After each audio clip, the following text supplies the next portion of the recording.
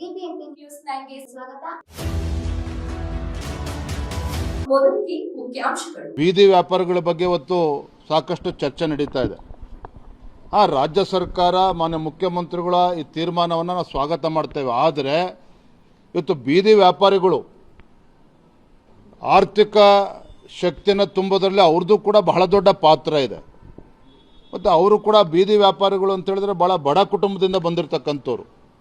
ರಾಜ್ಯ ಸರ್ಕಾರ ಇವತ್ತು ಇಂಥ ತೀರ್ಮಾನ ಮಾಡಬೇಕಾದ್ರೆ ಮುಖ್ಯಮಂತ್ರಿಗಳು ಸಚಿವರು ಏಕಾಏಕಿ ಈ ರೀತಿ ಖಾಲಿ ಮಾಡಿಸೋ ಜೊತೆಗೆ ಅವರಿಗೆ ಯಾವ ರೀತಿ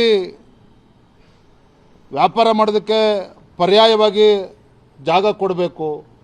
ಯಾಕೆಂದರೆ ವ್ಯಾಪಾರ ಮಾಡಲೇಬೇಕಾಗ್ತದೆ, ಜನಸಾಮಾನ್ಯರಿಗೆಲ್ಲರ ಅನಾನುಕೂಲ ಆಗ್ತದೆ, ವ್ಯಾಪಾರಿಗಳು ಕೂಡ ಬೀದಿಗೆ ಬಿಟ್ಟಂತಾಗ್ತದೆ.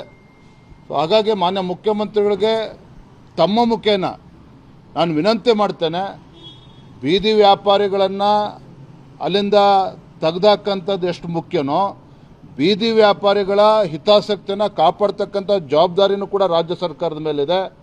ಅವರಿಗೆ ವ್ಯಾಪಾರ ಮಾಡೋದಕ್ಕೆ ಸೂಕ್ತ ಜಾಗವನ್ನು ಕಲ್ಪಿಸಿಕೊಟ್ಟು ಅದನ್ನು ಮುಂದುವರಿಸಬೇಕು ಅನ್ನುವ ಮಾತನ್ನು ಸಂದರ್ಭ